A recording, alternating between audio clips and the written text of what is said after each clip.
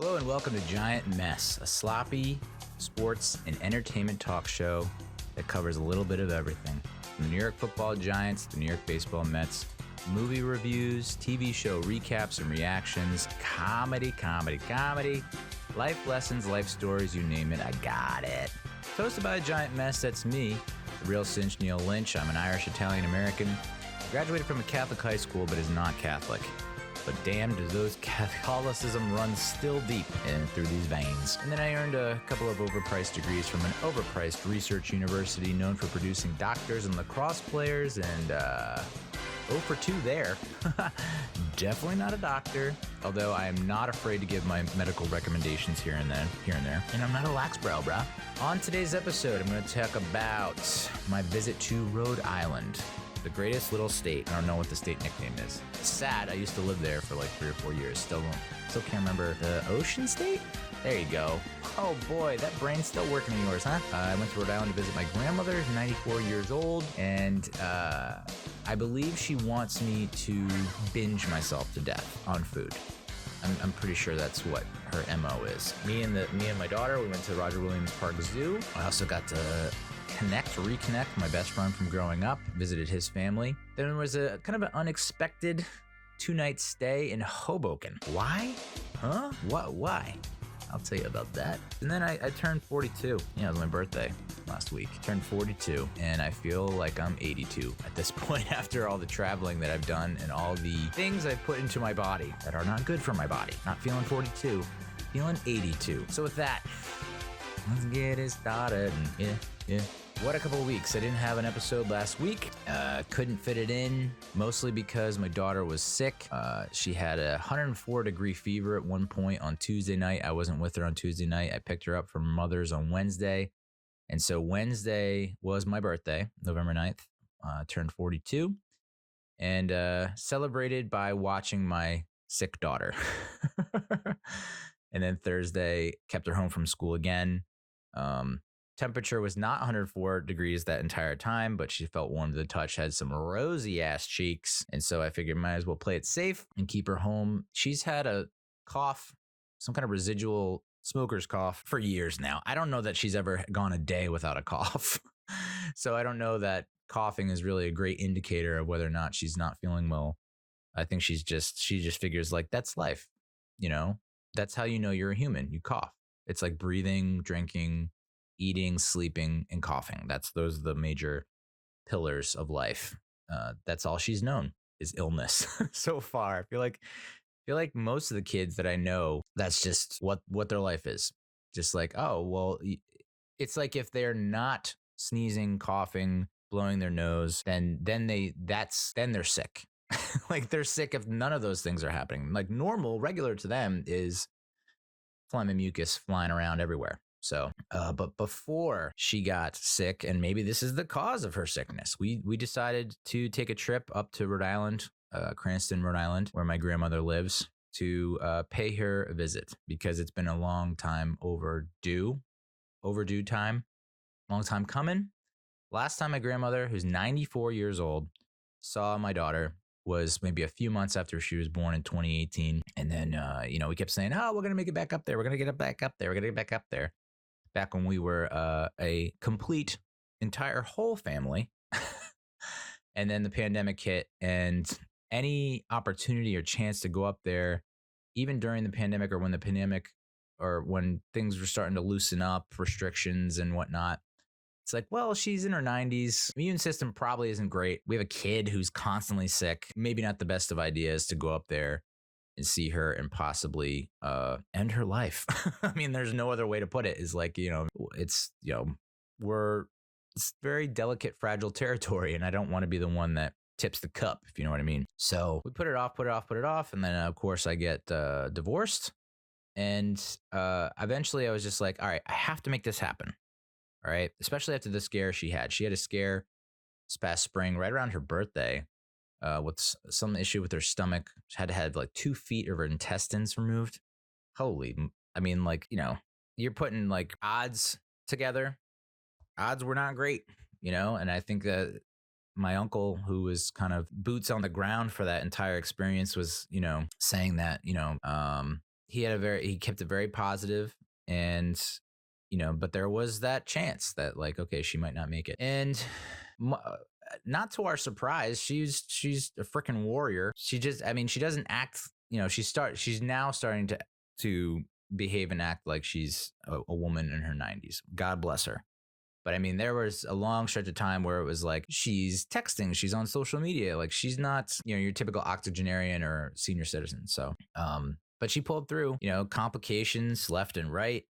Another surgery, was in and out, in rehab, in the hospital for 4 months, something like that. And eventually it was just like, I was checking in with my uncle every day. And then eventually I was like, I got to give this guy a break. I assume, he'll hit me up with any news, anything that changes, but was just very complimentary about how strong she is. The ability to go through that whole situation, and even the medical staff, the nurses, the doctors, all just in awe of this woman who was able to pull through and persevere. And it's just a testament to what your will can be, how strong that is. So I was like, I got to get up there with Brielle. I mean, it's been 3-4 years now. So we made the trip up there, and got in kind of late on that Friday. And my grandmother had this entire, like, humongous spaghetti and meatballs dinner with salad and the works. And it's like, it's just the four of us. Like, there's no reason to have this catering hall budget for two people. I mean, Brielle's not going to eat anything because my daughter's not going to eat anything because she's been snacking like a friggin' animal in the back seat. Which, this was our first long road trip. I mean, most times when I drive down with her to South Carolina overnight, I do it overnight so she can sleep. So I don't think she's, to her, the ride to South Carolina is like an hour, because she's up for an hour and then sleeping for 8 or 9. It's like, she's just like, oh, they don't live far away. They live like an hour away.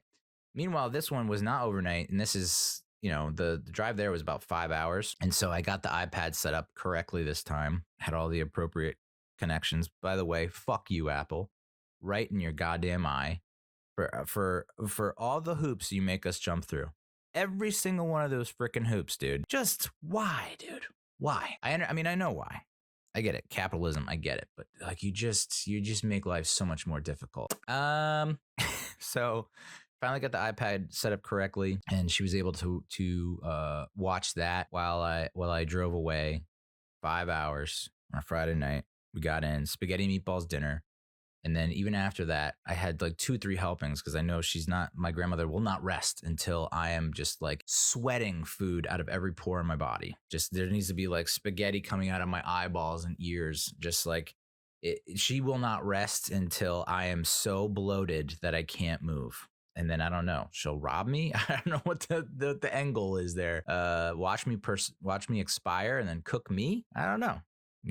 It's a lot of weird thoughts going through the old noggin about her intentions. Like, I'm not happy when I'm this full. I don't know, that's not, I'm actually in pain. Like, I'm about to burst. Does that make you happy? Okay. Sick fetish, dude. So yeah, she loves to feed me, and bit of a night owl too. Her and my uncle who lives with her, another uncle, not the uncle who was kind of making the commute from New Jersey to keep tabs on her and make sure everything's okay.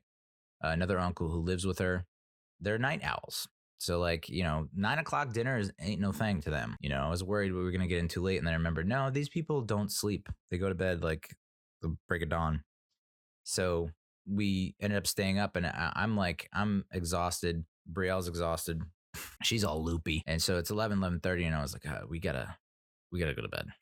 So slept on the pull-out sofa bed, which is always a delight. And, woke up the next morning, got some nice breakfast, and then it was on our way to Roger Williams Park Zoo. As I mentioned, I used to live in Cranston for 3-4 years when I was ages 11 to 13. And my most vivid memory of Roger Williams Park Zoo was the polar bear, which I haven't dug too deep on this, but the polar bear, there was a polar bear there that would swim up and it's like he was doing laps. He would swim towards you where you're the glass partition between you and the polar bear underwater.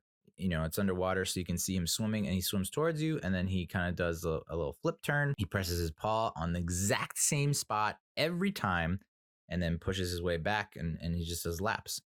And as kids, we're like, oh, this is so cool. He's swimming, and he hits the same spot. Like, put your hand right there. Oh, he just high-fived you.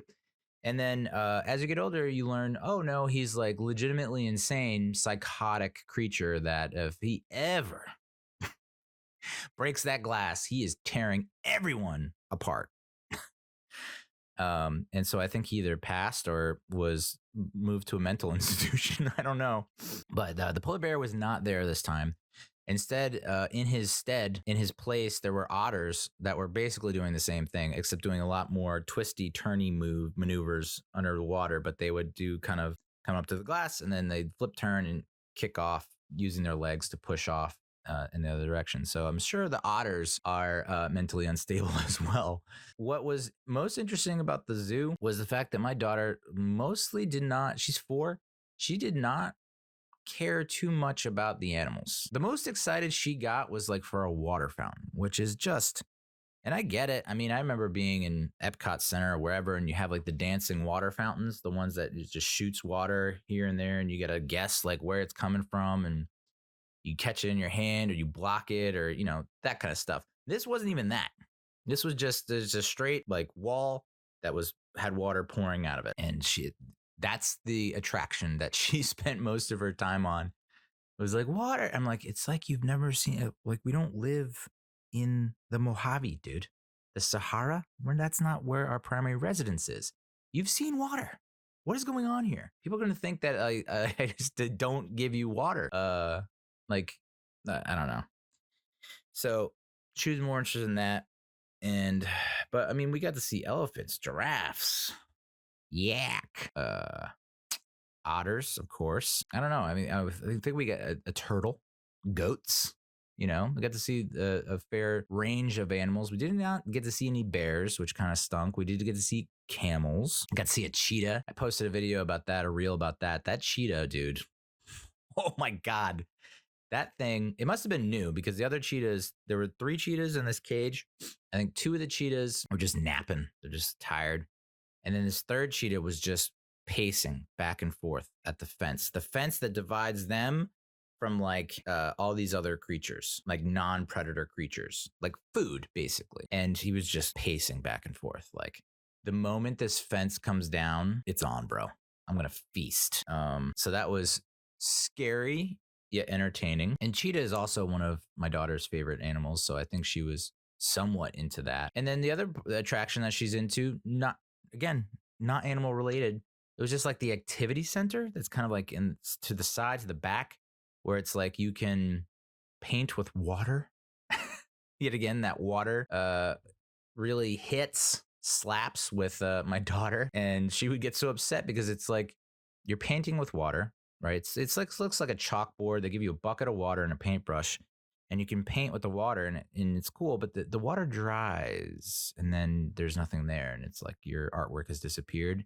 And my daughter, for the life of her, it was the most frustrating thing that she's ever experienced. And I'm like, it's, this is kind of like, this is the thing. Like, this is how, this is just how it is. I don't know how to explain it. It was a giant xylophone. She got rocking on that, posted a reel of that, and, bought her a stuffed animal. She went with a white wolf. I think it was the animal she went with. She was leaning towards the tiger and then went with the white wolf. Cool, $26, no big deal.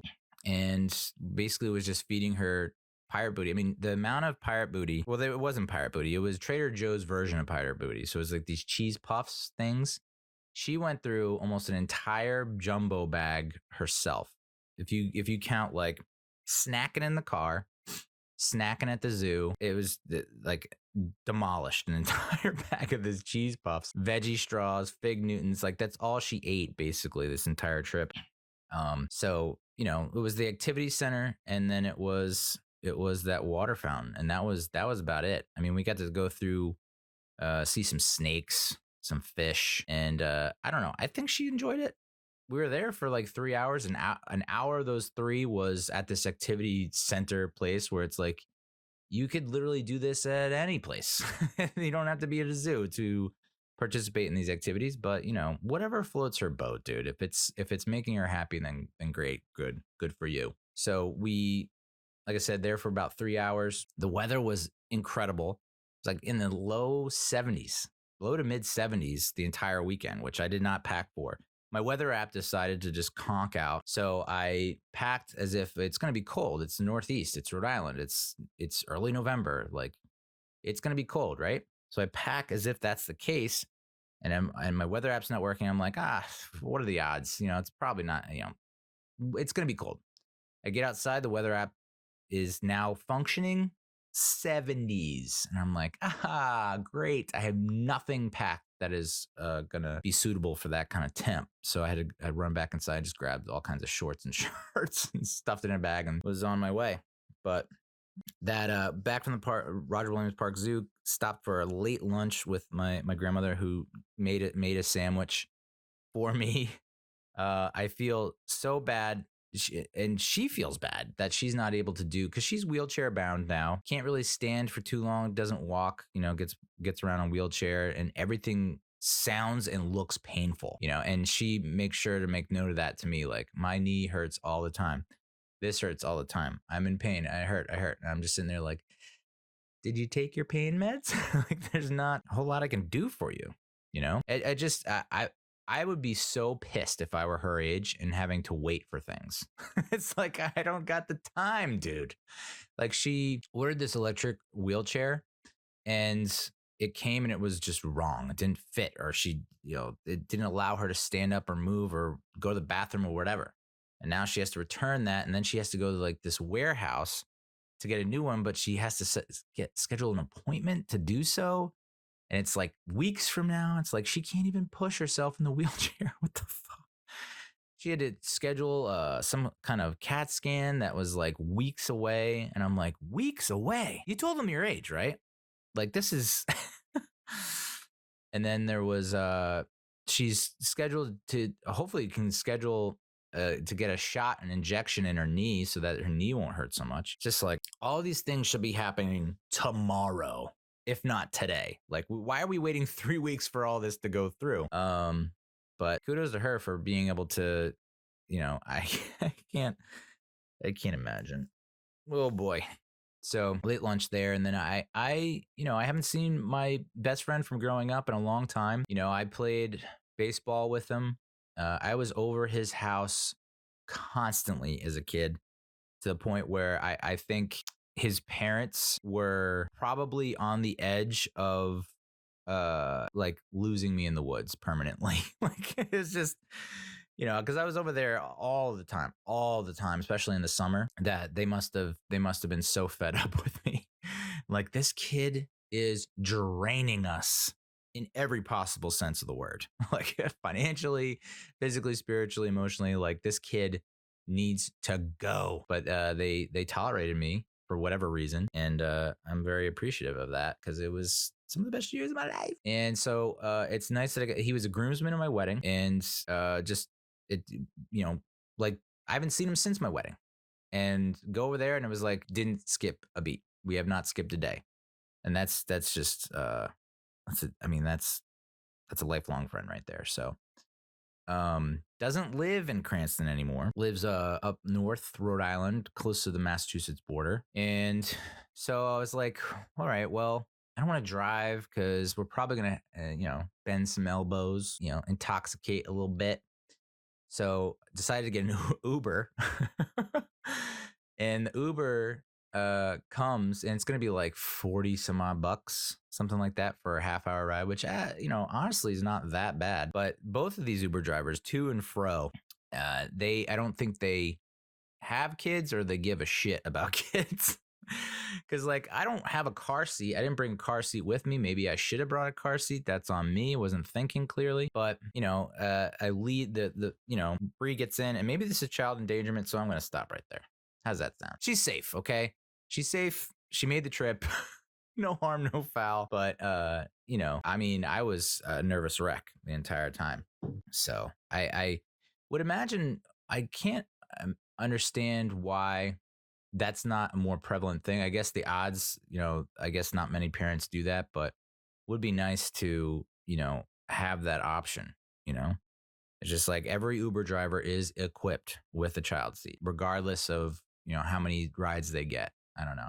Or you could just pay it like, hey, you need a car seat? I have it, but it's going to cost you a little bit extra. All right, fine, cool. So made the trip up there, and they have a humongous husky who's named Roscoe, who this thing looks like a wolf. I mean, I remember third grade, my teacher was like super into the Iditarod for some freaking reason.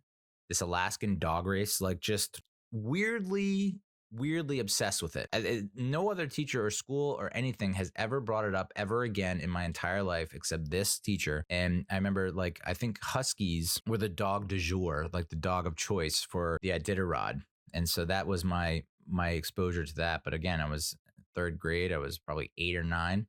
Like, I don't think I've seen a husky. Like, I was a big fan of the Washington Huskies in 8th grade.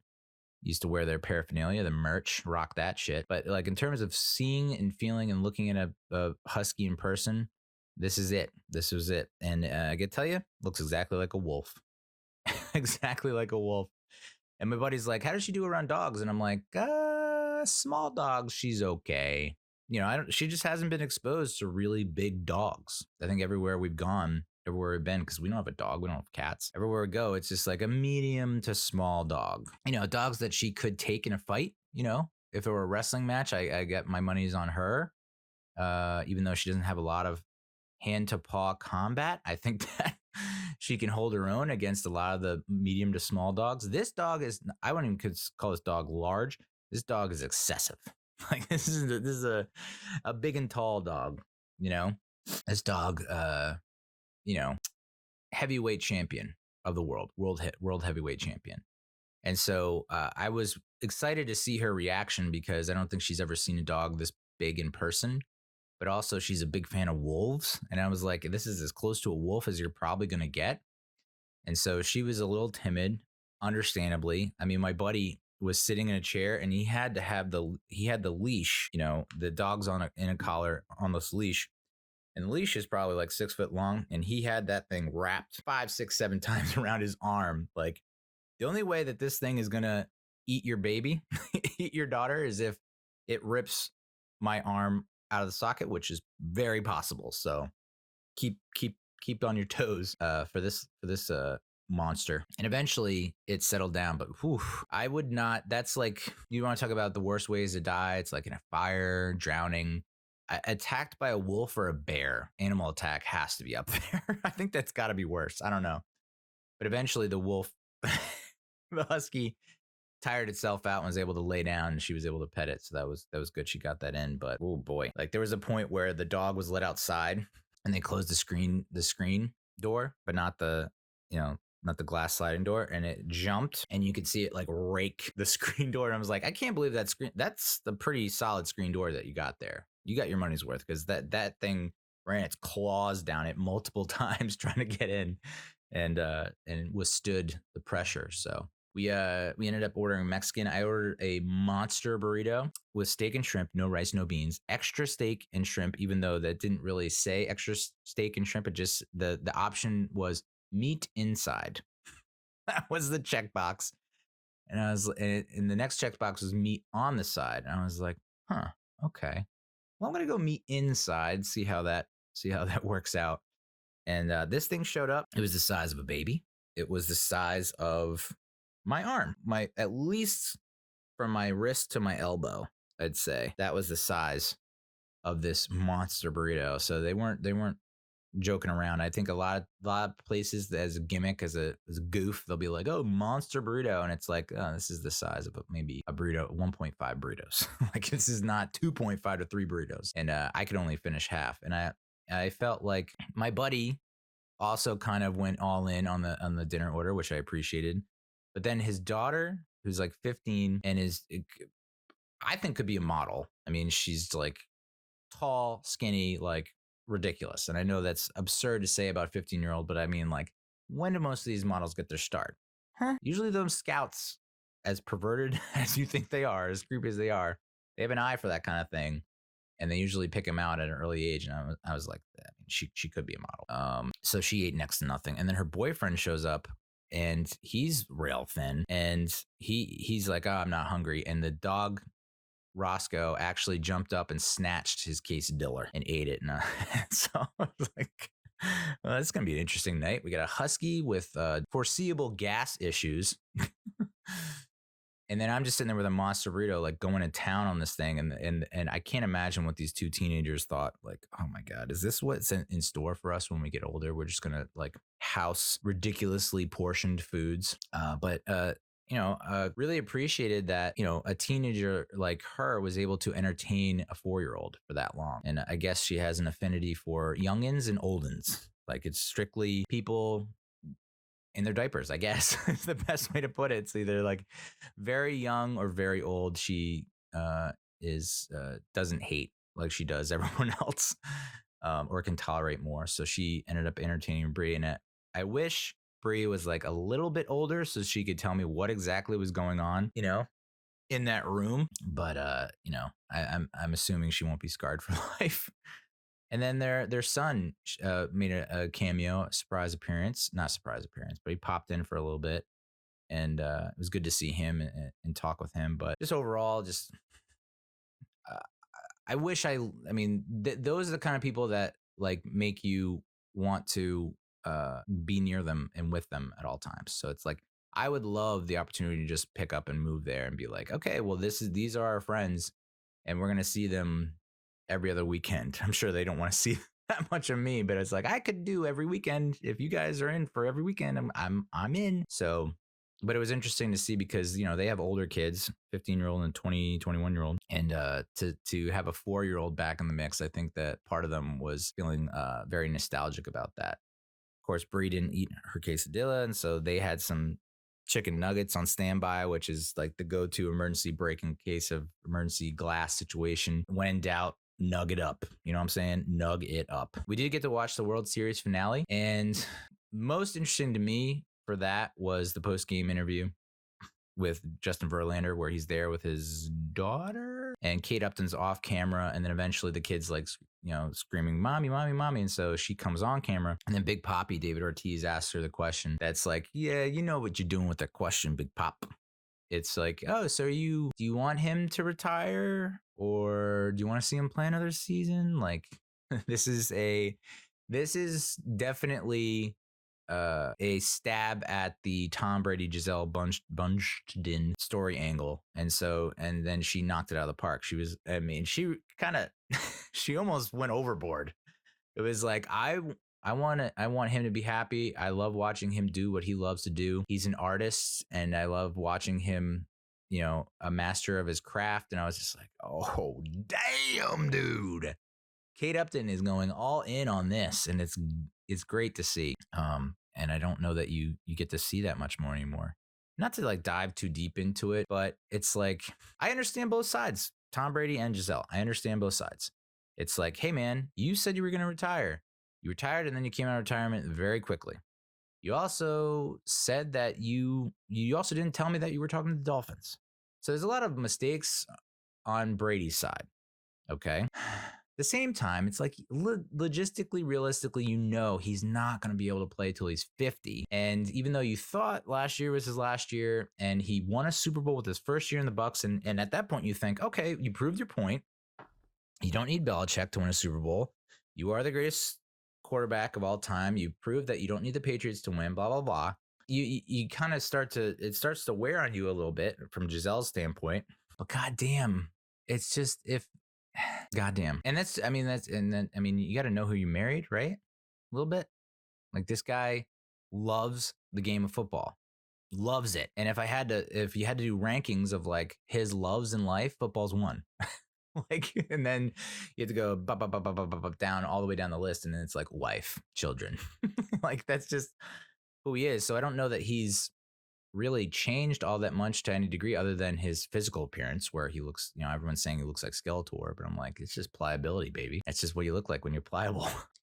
But he wants to play, and he's like, and I think you can say this about a lot of legends in the game, professional athletes. Like if they have the physical ability to go out there and still produce at some level that is acceptable to not only the team and the organization, the league, but to them personally, they're gonna continue to do it. I would have done it, dude. If someone wasn't like I mean, you know, I know people are scoffing their freaking boobs off right now at me because like to think that I'm comparing myself to Tom Brady. But dude, when I was told junior year in college, like the head football coach calls me and is like, "You are not welcome back at training camp. You are not welcome back to the team. We were asking a bunch of people to not present themselves, to not show up to camp.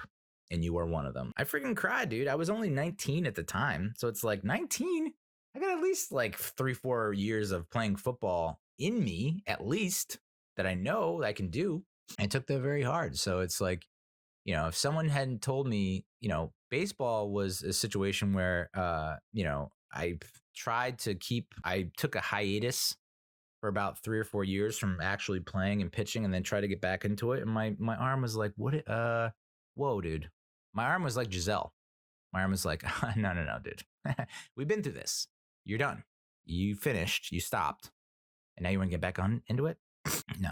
And so my arm just would not cooperate. So I think if I have the physical ability to still play at a level that is like people are still willing to watch me or I'm still getting enjoyment out of it, I'm going to do it. So and I understand the point of view of, well, Tom's missing out on his family's life and missing quality time with his kids. I get all that.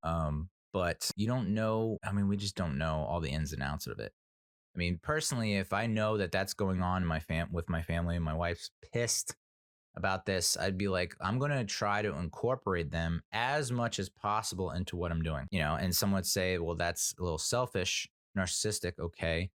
But what's the alternative? Like they aren't at the facility. They aren't at the stadium. They aren't, you know, at practice. They aren't doing all these things. We're enjoying what you do for a living. Like, you know, there was that, that Buffalo Bills cornerback who had a concussion, couldn't fly, but was cleared to play. So he rented an RV with his family and they drove to the game, which was like 8-10 hours. And he's like, I loved every minute of it, but I wouldn't do it again.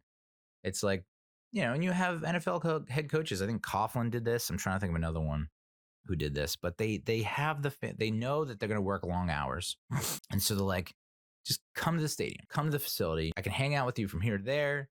You can meet so-and-so, you can do this, like you make an activity out of it. So I'm not saying one's wrong or one's right. I'm sure they're both in the wrong. I'm sure both have valid arguments and reasons, but it's kind of like, damn it, dude. If Tom and Giselle can't make it work, like top supermodel, one of the highest earning supermodels of all time, top quarterback, top of his league, top of his game, probably should be the highest earning quarterback of all time. But like for the betterment of the team decided to not, you know, he took pay cuts and whatnot. Can't make it work. And maybe that's the point, is like two alpha dogs, you know, they both at the top of their game. I don't know that they can, maybe they just can't coexist. You know, you do need an alpha and a beta. You need a yin and a yang. You need that kind of support system. Like so it was, and I'm sure there's all kinds of people that are like, oh, you're chauvinistic piece of shit.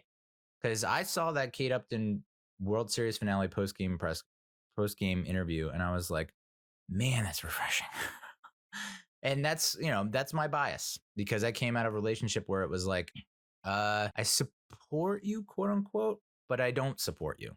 Like, I've supported you for too long. I'm like, it's been fucking 2 years. Like, yes, this is a rough period. And yes, I have pretty much not met expectations and have disappointed you, but like, it's a long haul. It's a long run. Like, we're talking, I was viewing it as, okay, we're going to be together for 50 years, hopefully. I mean, 50's tough, because like we got married in our 30s, you know, so like 50s would be great, but like 40 years, 30 years. I mean, that's what I'm looking at in terms of the relationship. So if shit sucks for like 2 or 3 years, it's like, oh, well, that stinks. But like, you know, there are ebbs and flows, ups and downs, dude. Gutters and strikes. Shout out Big Lebowski. So, you know, it was just refreshing to see that. Like, Kate Upton is no schlub either. Like, she was a top supermodel. Like, she's been at the top of her game, you know, and yet she's supporting her husband like that. So that was like, I got an emotional watching that. because it was just good to see. And I know some people probably made fun of her for it, but whatever, dude. I think it's great just to see that, because there are so many times where, and you see this in like not just real life, but TV shows, movies, where it's like, you're so wrapped up in your job, all you care about is your job, your work, but what about your family? It's like, well, yes, there are instances where that person is at fault, and they need to have a better work-life balance. There's some jobs where you can't really get that going, and it kind of comes with the territory. And it's like, if you were involved in that when you got into the relationship to begin with, and when you had all those discussions and conversations, and as the relationship went on, like you kind of freaking knew that. So did I sign up for, now when I met my ex-partner, she was working at a place where she had been there her entire life. She worked normal hours. She was going to be a partner. And I was like, wow, we're set up for pretty good success here. And then all of a sudden she takes this other job where it's like hours don't exist. It's just like working all the time, working on weekends, working when we go away to a friend's birthday party, working when I go visit my family, work. Where to the point where you prefer work over coming to bed and sleeping with your partner. Maybe that's part of what was going on with Tom and Giselle, where it's like he would rather watch game film and take some reps with his personal trainer, than he did spend time in their marital bed. But I know it was a long ass rant about Verlander and Upton, but it's just, to me, I liked it. I thought that was cool. And was it I don't think it was a direct shot at Tom and Giselle, but like everyone involved had to know what was going on there. Like it was a direct commentary, or it was a ricochet shot at Tom and Giselle. Hey, maybe you want to open this before you sleep. But yeah. So my buddy and I, we hung out for probably a good 7-8 hours. It was midnight by the time I got the Uber back, and this Uber had like seat protector on his back seat. So it was like I was able to get Bree buckled in and safe and secure. And then he just took off, and I could not find my buckle. So I'm sitting there holding her hand, and I have a couple Sailor Jerry's in me. And I'm just like, if this is the way that I go, that's fine. It's just like, that's how dark it can get. It's just like, if this is it for me, I feel for my daughter, but I know that she's safe, and like it's just nice to hold her hand, as that's the last thing that I experience. So stupid, Neal. Woo! Gets real dark. But it was like a fuzzy dark. It was like, I feel all warm and fuzzy, and if this is how it goes, so be it. It wasn't like, it wasn't. It didn't feel dark. It was just like, whatever. So if you're an Uber driver out there, just like, can you take 2 seconds to make sure we're all buckled in or all buckled up? Like, I don't know that a minute is going to cost you that much dough, bro. So next day, we didn't get home till like 12:30 in the morning. So, I mean, my daughter was just not operating on a lot of sleep. And I have a feeling that's what caught up with her. And that's why she got sick. It's just like, having to deal with that. Her body's not used to that. Yeah, so we drove home Sunday. And I'll say this, it doesn't matter. If you're thinking about having a kid, if you have a kid, maybe this happens to you. The later a kid goes to sleep, the earlier they wake up. It does not make sense. It does not compute. 4. The earlier they go to bed, the later they sleep. How does that work? I don't know. But the clock's turned back, and I'm thinking to myself, well, okay, we got to bed late, but at least we get that extra hour of sleep. She's probably exhausted. She's going to sleep in, and she's like, nope. She was up at like 6 or 7. Daddy, it's wake up time. And then I'm like, oh no, dude. No. Like I'm swimming in Sailor Jerry's. It's trying to leave my system, and I'm not letting it. And no. And then that's when she started with, I want mommy. And I'm like, yeah, okay. All right, I'm up now. Way to go. You just how to grind my gears. You know how to turn the knife, don't you? I want mommy. All right, I got you. So had a nice breakfast and put together like a puzzle, which was cool. And then we played this weird fishing game. I don't know how we have this fishing game, but it's from France. It's French. It's all in French. And it literally is the most realistic fishing game I've ever been a part of, because the rods were just entangled the entire time. Like I spent the entire time trying to fix these freaking rods. So very accurate, very realistic. in terms of that. Ended up doing a crossword, and then we ended up leaving around 4 or 5 and getting home around 8.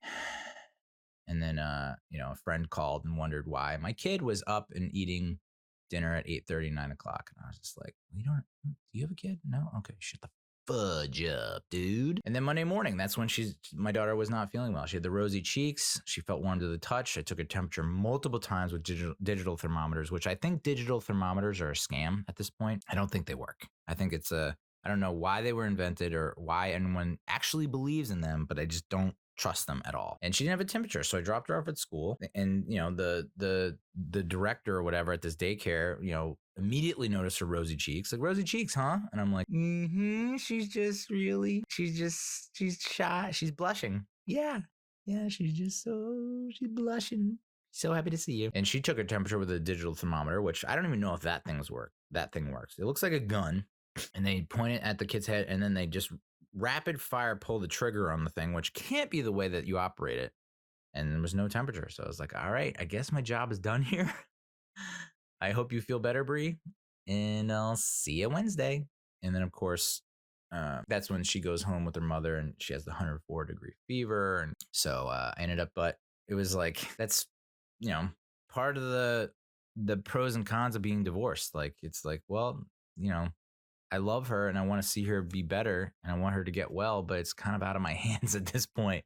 It's now your problem, which it's a crappy way to look at it, but it's kind of like the reality of the situation. So I free on Monday and Tuesday night.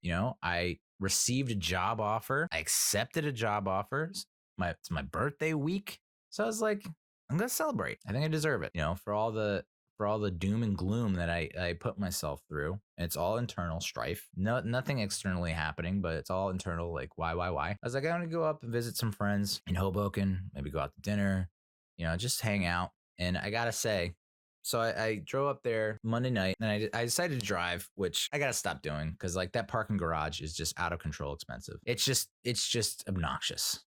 I mean, what was it, 24 hours? I was in that friggin' spot. And I know I sound like an old man yelling at those gosh darn clouds, but for the love of God, $70 some odd for 24 hours of parking. $3 a freaking hour. Is that the math? Is that math correct? I don't know.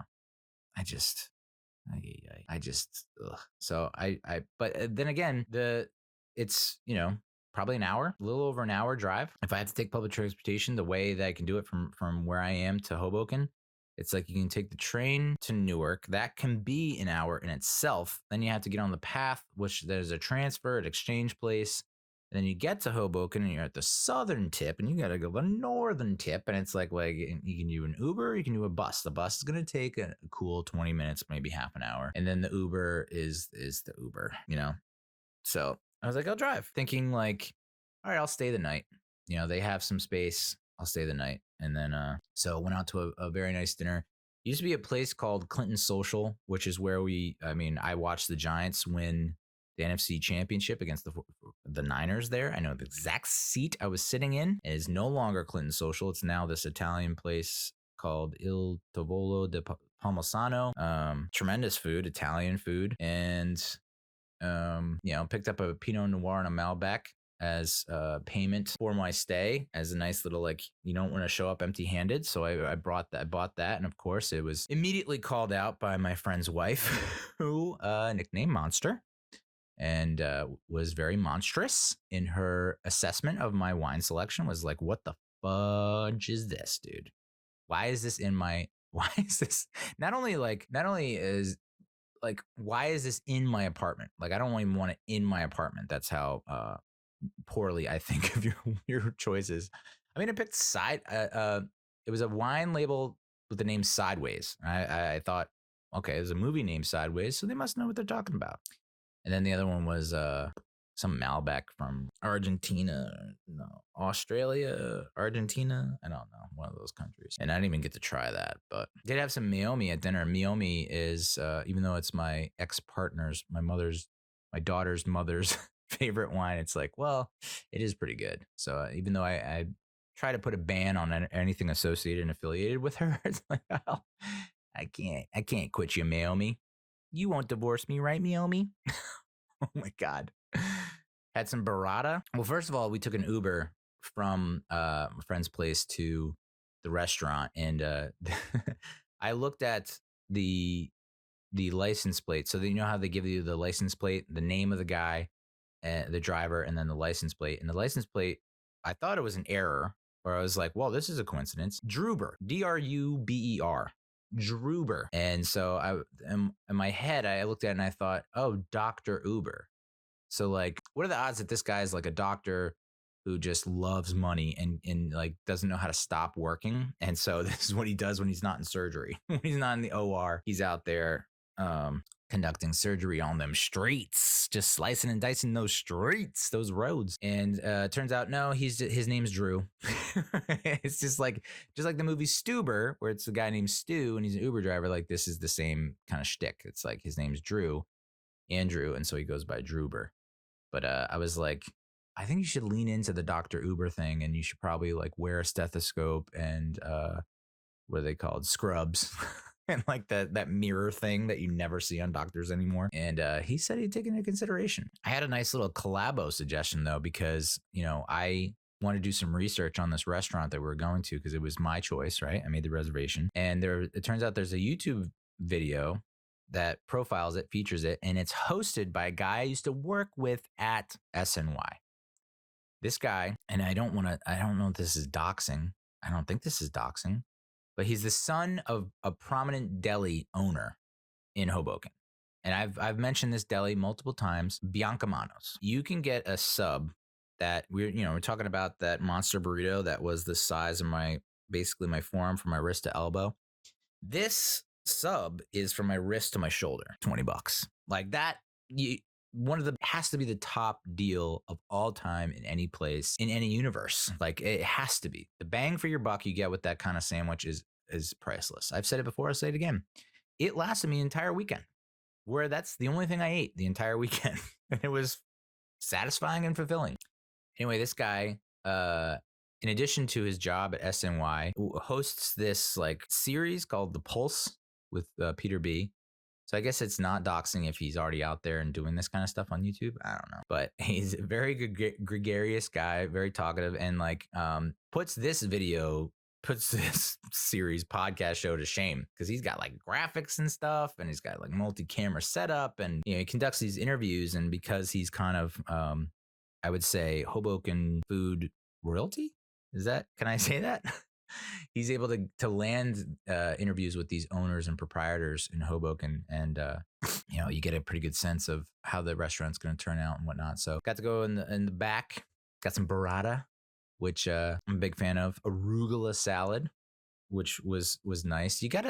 I kind of got away from ordering salads at dinner, and major mistake, no bueno, because the salad does wonders for your digestive system. One, I think any nutritionist I think would agree with that, but it's also a nice little, I guess, a palate cleanser, a change of pace, whatever you want to call it. It's a welcome addition to the lineup. And yeah, it's maybe not necessary, but it is,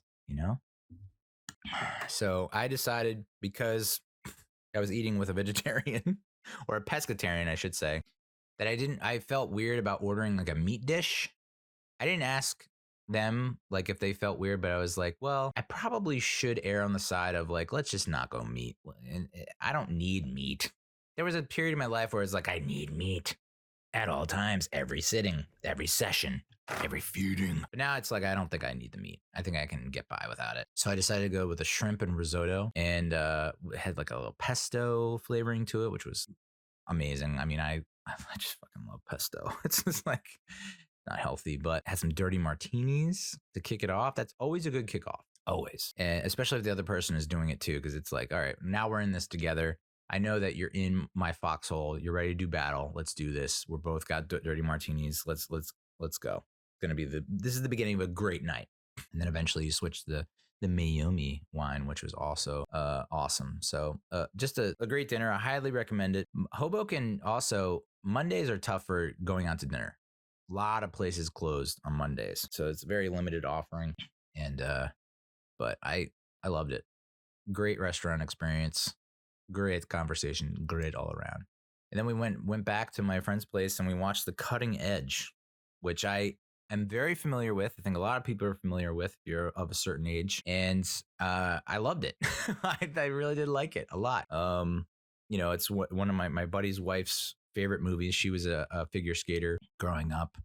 My ex-partner was a figure skater, so it's like, trying to steer clear of a lot of things that remind me of her, but this was hard to ignore, and I'm glad I watched it. DB Sweeney, who kind of reminds me a lot of Paul Rudd, and then I forget who the lead actress is, but I'm surprised that she didn't. Maybe she did more stuff, but I don't know that she did. But it's like hoity-toity, rich, elitist, northeastern girl, Connecticut maybe, with a hockey player who's kind of because of some kind of his eye situation, like his eye got hit with a slap shot during competition in the Olympics. And so, a lot of teams are passing on him now. Professional teams are passing on him. And so he then gets lured into the world of figure skating where he partners up with this.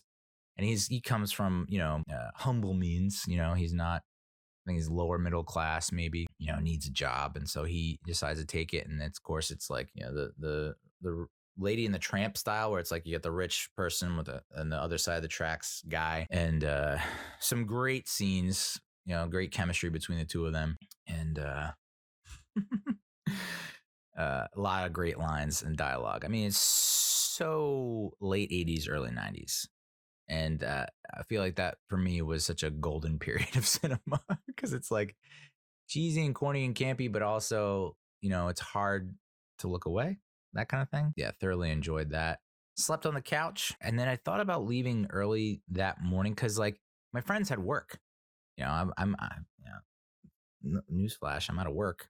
I'm unemployed. So I don't, I spend most of my days either working on this here pod or, I'm just inane research that doesn't matter, that will not impact my life whatsoever. Just going down those wormholes, those black holes, those rabbit holes of just like going down a lot of holes, looking up stuff and researching stuff that ultimately is like, I'm like an hour or two into it. I'm like, why am I doing this? How is this benefiting my life? I could be doing things, making moves with all this free time into stuff that will actually make a positive impact on my life. And instead I'm, I'm looking at like, ugh, such crap. So I decided to stick around on Tuesday, but it was like my buddies are working. So it's kind of weird because, this is probably the first time that I've done that where I'm not working. Usually it's like I'll be working, they'll be working, and like we're working side by side and it's fine. This one's like they're working and I'm just kind of hanging out. And I was like, I'm not sure if I can watch TV. So I didn't watch TV. It just felt like I was just being a complete nuisance. I think one of our friends wanted to go to Mark Wahlberg's. There's like a new Mark Wahlberg gym in Hoboken, F45, where it's like kind of like HIIT training, high intensity impact interval training, whatever, but like more casual or more realistic. It's not so much of a cult or something like that. But you would have to pay, and hey, I guess I'm a Scrooge. Okay. I'm a Scrooge. All right. I could have paid $45 for like a week trial or something like that and just go the one day. But I was like $45 for 45 minutes of working out. I don't know. I just don't know. And so, of course, I passed on it. And I think that was a major mistake. But, we ended up going out to dinner that night, place called Serenata. It used to be Maxwell's. And now it's Serenetta. And we walk into this place and it stinks of like spoiled seafood. Like we just walked into this. I guess Monday and Tuesday are probably the worst days to go out to a restaurant because they're just like out of everything, or everything is like on special because they're trying to get rid of it. So that was it was a tough stench to get used to, and eventually you sit in it long enough and it goes away. But it does that first 15 minutes is pretty tough to stomach or to nostril, if you will. So, I mean, we eventually got used to it, but it was like, can we open a window in here or something? And also, should we be eating here? Maybe we're gonna get something that is like on its last legs, or maybe has maybe is better suited for the dumpster. But had oysters, Caesar salad. I had halibut for the first time. I've never had halibut before, which is kind of nuts, and I dig it. I like it. I don't know that there's I don't know if it's like, oh, that isn't my new favorite fish, but it's like I can see that being part of the rotation now. Also had a drink called Pantera Rosa, which I believe translates to Pink Panther. It's like a tequila with some kind of mixture that made it pink. I don't even know what the strawberry. No, this is something red or pinkish that took the edge off the tequila, and it was so goddamn good. And then these jokesters, my friends, they decided to, while I was going visiting the facilities, decided to get me a surprise dessert after I said, no, I don't want any dessert. And of course, they got me the little dessert for my birthday with the candle. And fortunately, no one sang, thank God. And because I don't know that anyone really enjoys that. Does anyone really enjoy it when people are singing happy birthday to you? Or even the people sing it. So the people singing it aren't enjoying it, and then the people who are singing to not enjoying it. So it's okay. We can skip it. I think the dessert in and of itself with the words happy birthday written in icing or whatever is a-okay. Like that passes the test. And then we went home and watched all the election results, which I thought was a great way to end the night with all these results pouring in. One of my college, what do you call it, peers? I guess you would say he was my year. Wes Moore went to Johns Hopkins University in Baltimore, Maryland. Played football with him.